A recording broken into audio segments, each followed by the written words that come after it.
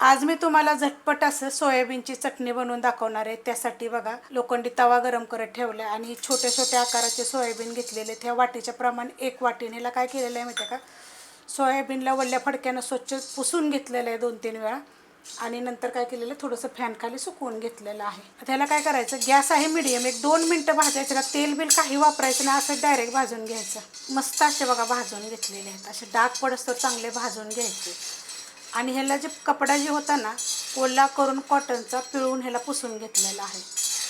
आता हे काढून घेतलेले आहेत बघा, हे हलके थंड झालेले आहेत, हे मिक्सरच्या भांड्यामध्ये काढून घ्यायचे।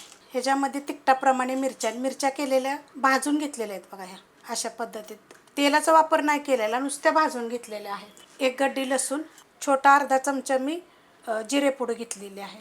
अख्खं जिरे जरी टाकलं तरी 1 चमचाभर छोट्या आकाराचं चालू शकते। थोडेसे जिरे बघा हलकेसे भाजलेले आहेत, छोटा अर्धा चमच्याला पण कमी घेतलेले आहेत। जर डबल साहित्य घेतलं तरी पण चालू शकते जर तुम्हाला जास्त हवं असेल तर।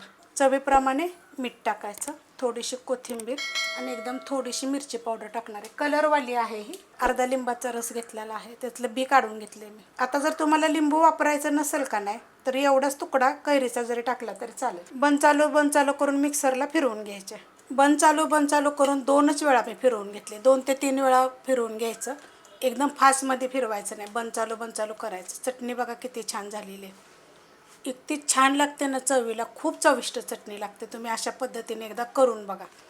आता ह्यातलीच गोष्ट तुम्हाला मी अजून एक सांगते, यात तुम्ही काय काय टाकू शकता। यात तुम्ही थोडा पुदिना टाका, जर ओलसर पाहिजे असले तर थोडासा कांदा टाका, खूप छान लागेल। आणि अशीच जरी बनवून जरी खाल्ली तरी चालेल, किती मस्त झाली बघा। आणि तुम्ही कधी बनवली का सोयाबीनची चटणी ही पण मला कमेंट करून सांगा। रेसिपी आवडली तर लाईक करा, सबस्क्राईब करा, कमेंट करा आणि शेअर बी करा।